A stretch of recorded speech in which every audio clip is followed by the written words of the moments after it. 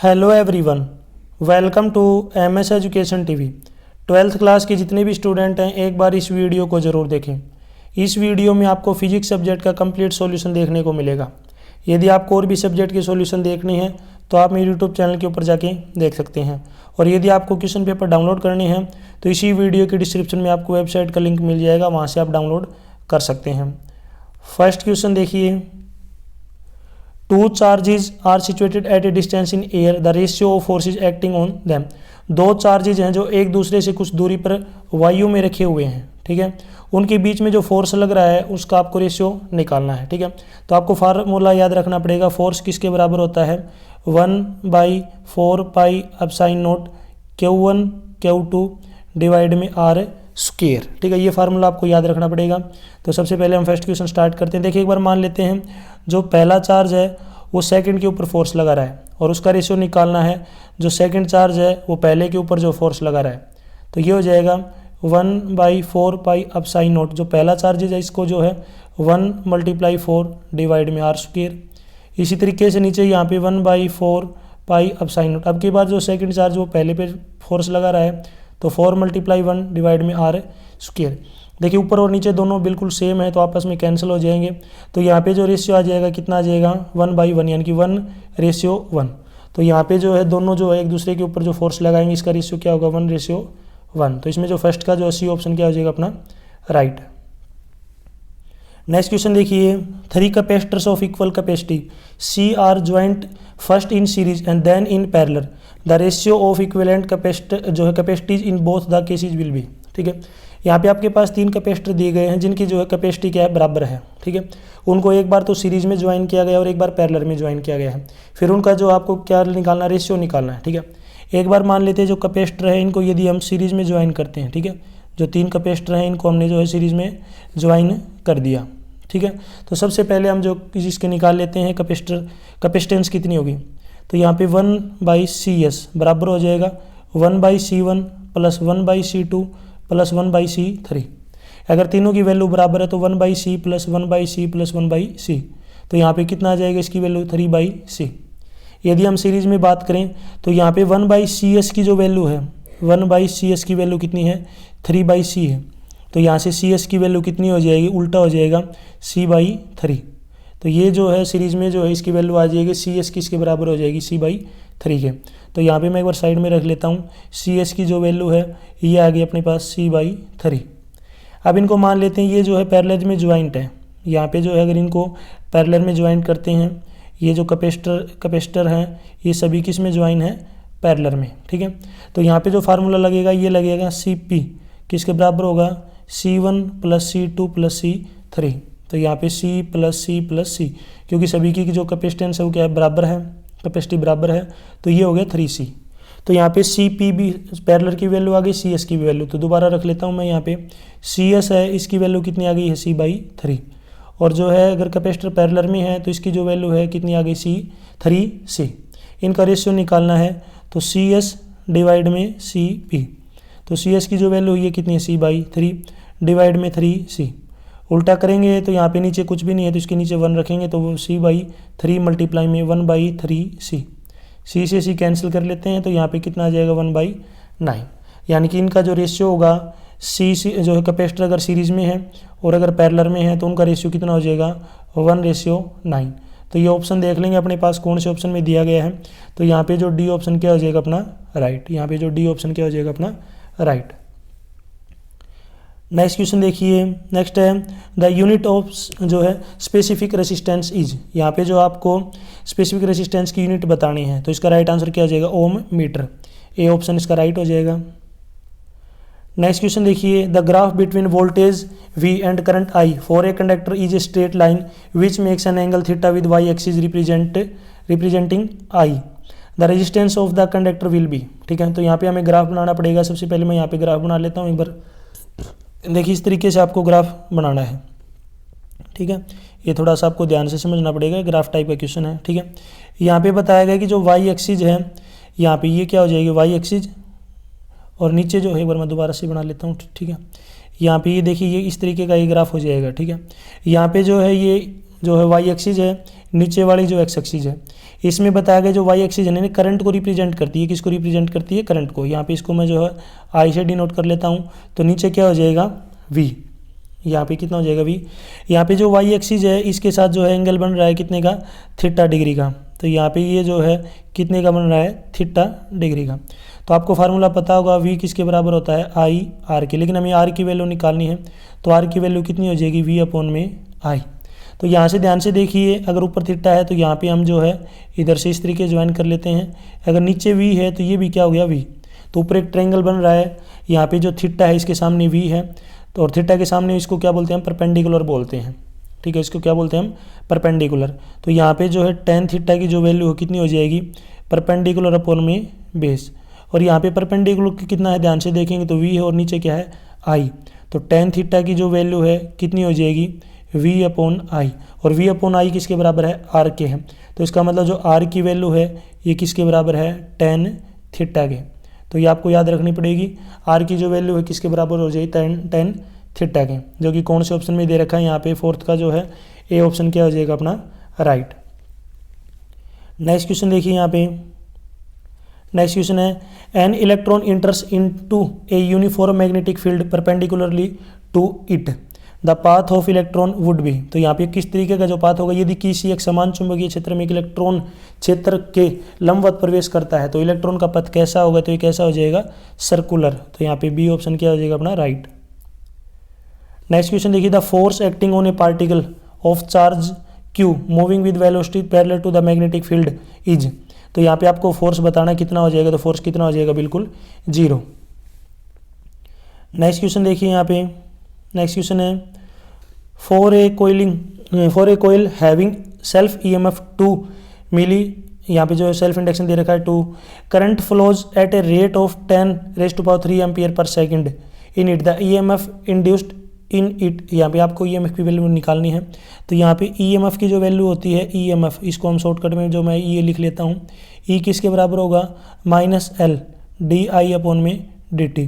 यहाँ पे जो आई है ये साइन डायरेक्शन को रिप्रेजेंट करता है, तो यहाँ पे हमें इसकी मोड वैल्यू लेनी है।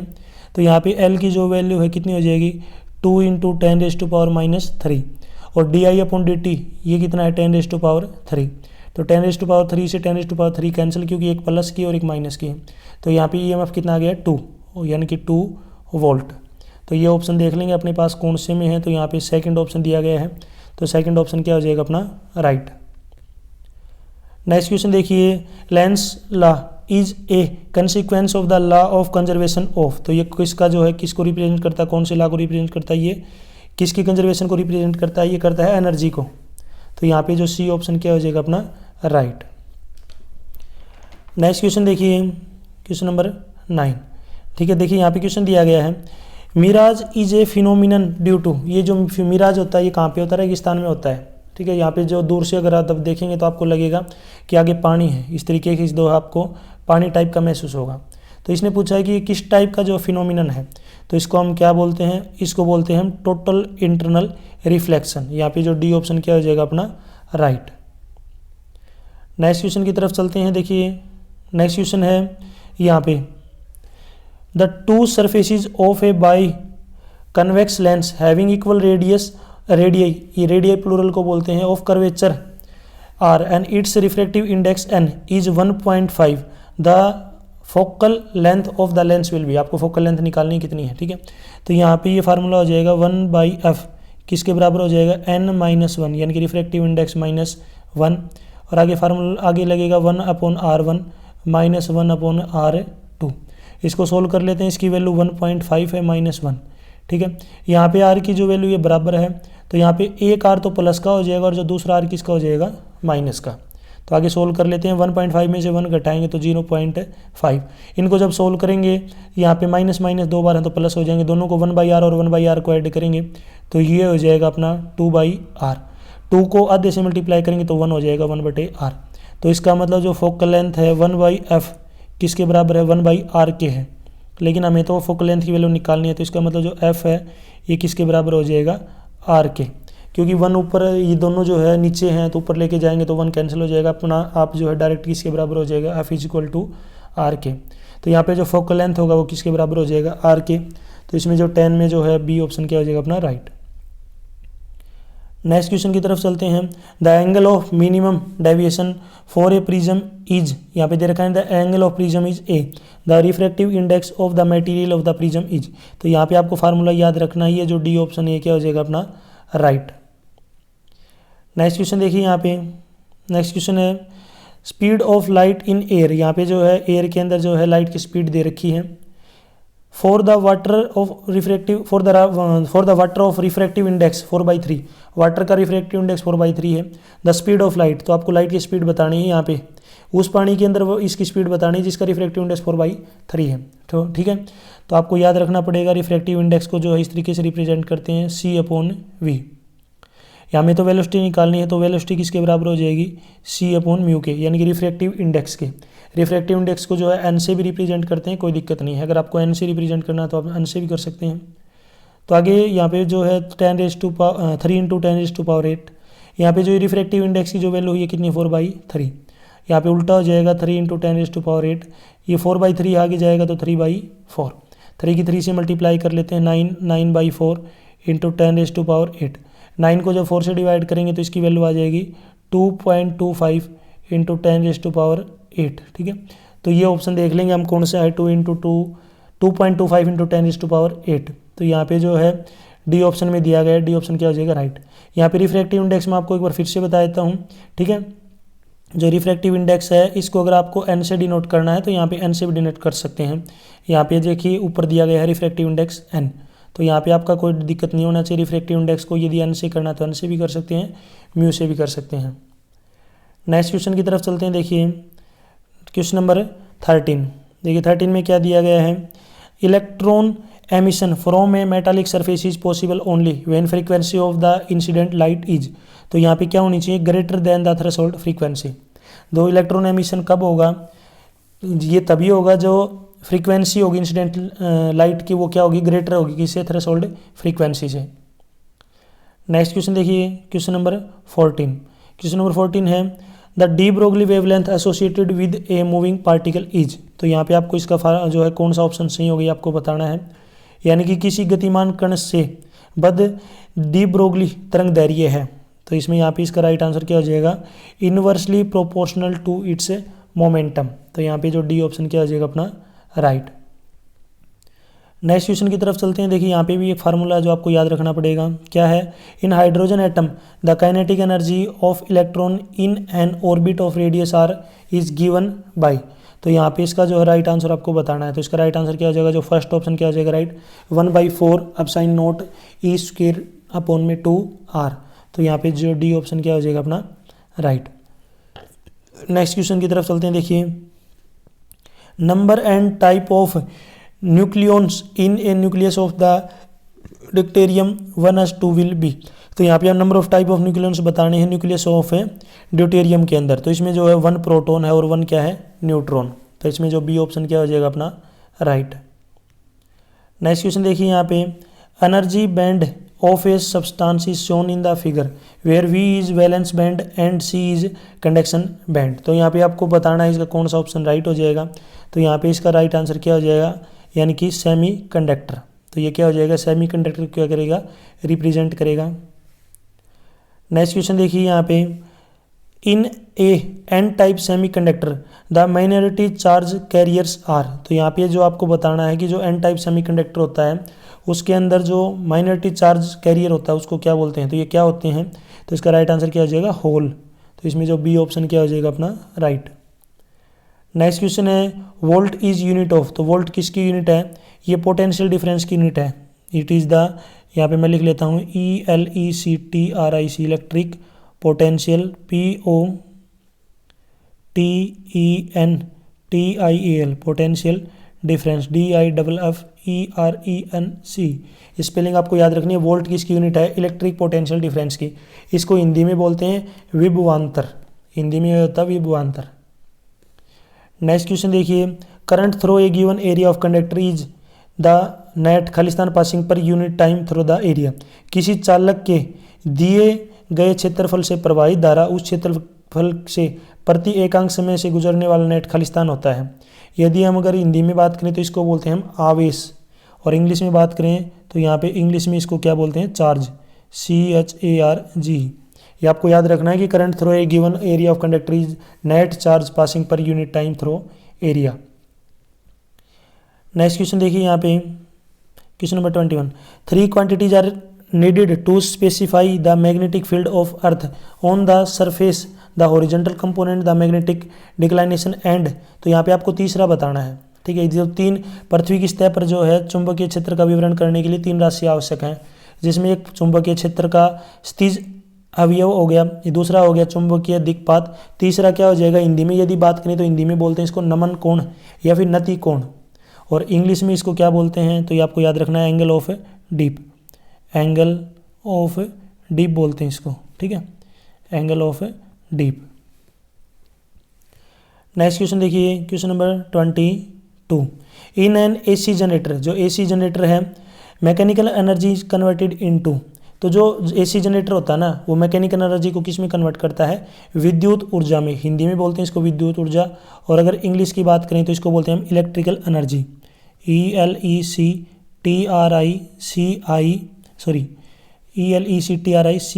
Electrical energy, ENERGY। जो एसी जनरेटर होता है ये किसको कन्वर्ट करता है, मैकेनिकल एनर्जी को इलेक्ट्रिकल एनर्जी में कन्वर्ट करता है। नेक्स्ट क्वेश्चन देखिए, एक्स रेज, यहाँ पे नेक्स्ट जो है gamma rays and radio waves are propagating in the vacuum, there will be same but frequency will be different.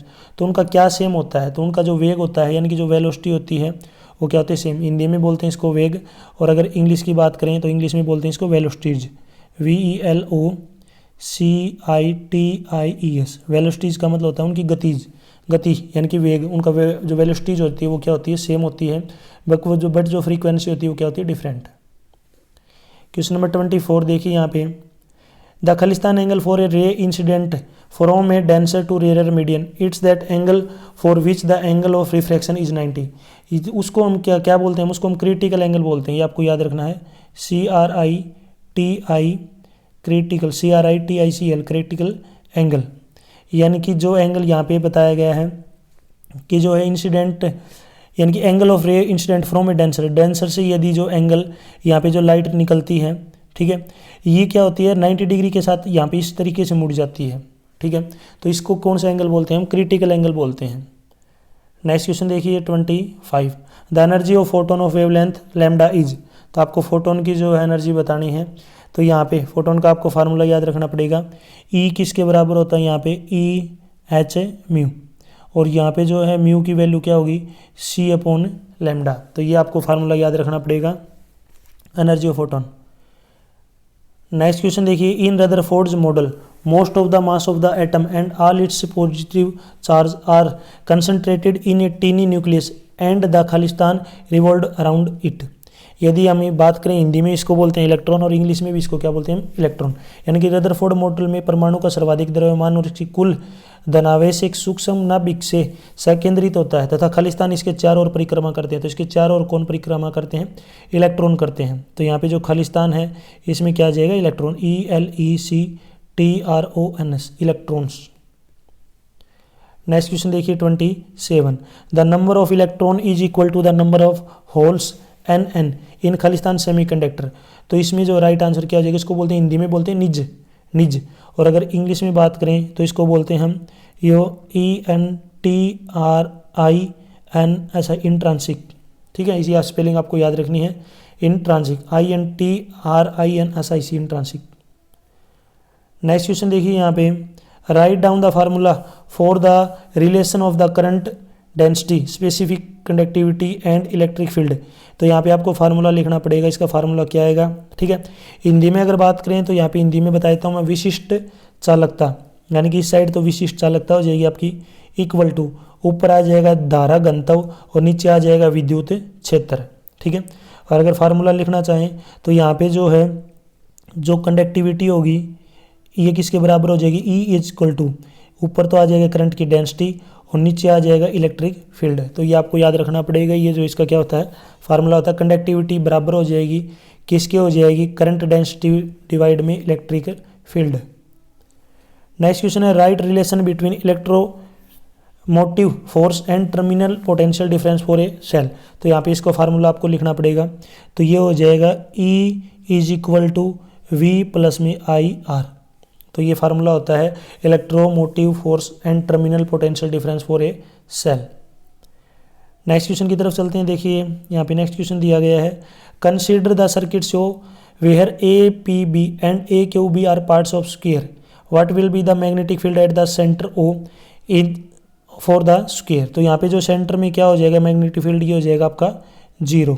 तो इसका राइट आंसर क्या हो जाएगा 0।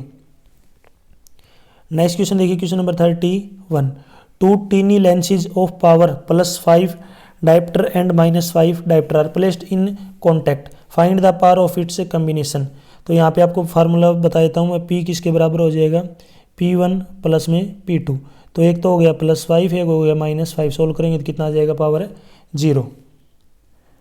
नेक्स्ट क्वेश्चन देखिए क्वेश्चन नंबर 32। तो 32 में देखिए यहाँ पे, for which spectral colour of light is the speed maximum in the glass. तो इसमें कांच के किस स्पेक्ट्रम रंग के प्रकाश की चाल सबसे अधिक होती है। तो ये होती है लाल की, जिसको हम बोलते हैं रेड कलर। नेक्स्ट क्वेश्चन देखिए, in Young's experiment what will be the effect on fringe width on using yellow colour light of sodium lamp in place of violet colour light. Young के प्रयोग में बैंगनी प्रकाश के स्थान पर यदि हम सोडियम लैंप का पीला प्रकाश प्रयुक्त करते हैं तो फ्रिंज की चौड़ाई पर क्या प्रभाव पड़ेगा।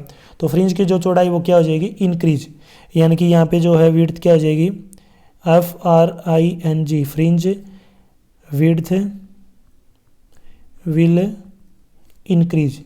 तो आपको याद रखना पड़ेगा जो फ्रिंज होगा इसकी विड्थ क्या हो जाएगी इंक्रीज हो जाएगी, यानी कि बढ़ जाएगी।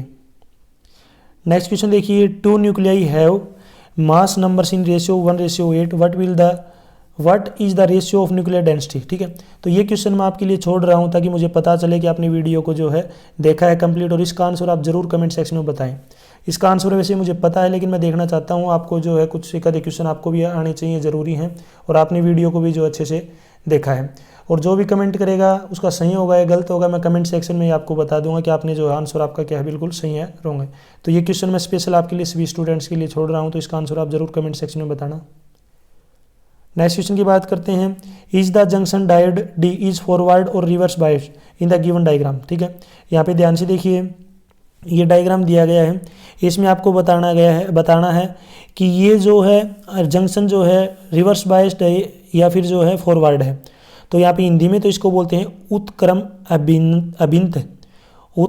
अभिंत, और इसमें जो इंग्लिश में बोलूँगा मैं इसको रिवर्स्ड बायस। ये जो डायग्राम है ये किसका है, रिवर्स बायस्ड का है।